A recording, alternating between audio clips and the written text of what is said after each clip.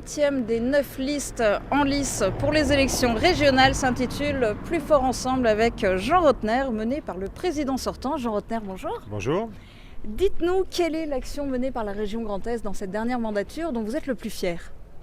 Je ne sais pas s'il y en a une, mais c'est le très haut débit, l'arrivée du lycée 4.0 et le fait qu'aujourd'hui on soit la première région productrice d'énergie non renouvelable.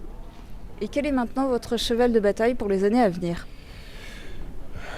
La sécurité, mais pas forcément la sécurité régalienne, la sécurité, la protection des individus. C'est la sécurité alimentaire, c'est la sécurité environnementale, c'est la sécurité régalienne effectivement, c'est le soutien aux petites communes, à la ruralité.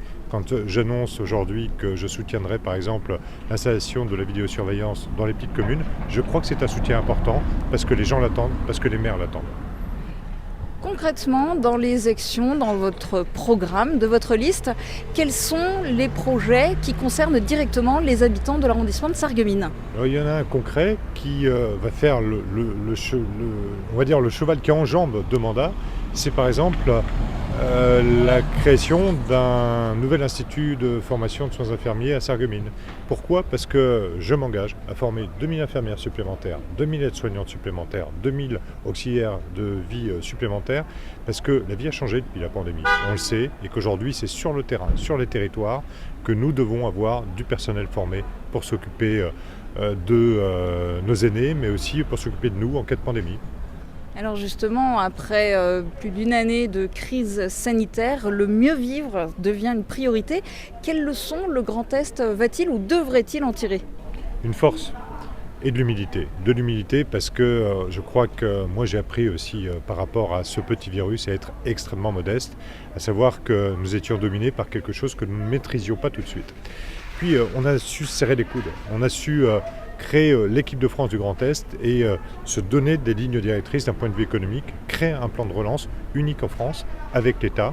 Et aujourd'hui, notre industrie n'a pas chuté, même s'il y a des questions sur l'industrie automobile, par exemple. Et ici, on le sait parfaitement, nous avons résisté. Et cette résistance, ça nous fera gagner là aussi des atouts absolument supplémentaires pour l'avenir. Il faut que nous rebondissions. Je veux faire du Grand Est le quartier général de la relance et du retour à la vie normale.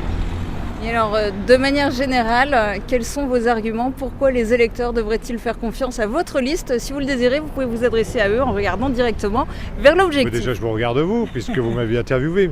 Pourquoi faire confiance? Parce que je crois qu'ils savent qui nous sommes, ils savent qui je suis. J'ai été particulièrement engagé pendant cette crise, particulièrement engagé pour notre région, pour la Moselle en particulier, qui a beaucoup souffert également.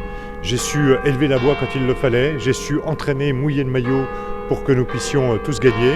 Je suis fier de notre région, je suis fier de la Moselle, je suis fier de l'Est de la France et je souhaite que, plus que jamais, que nous puissions en tirer les conséquences et que, en termes de sécurité, en termes de relations humaines, en termes là aussi de respect de la valeur travail, nous puissions aujourd'hui être plus forts et être gagnants.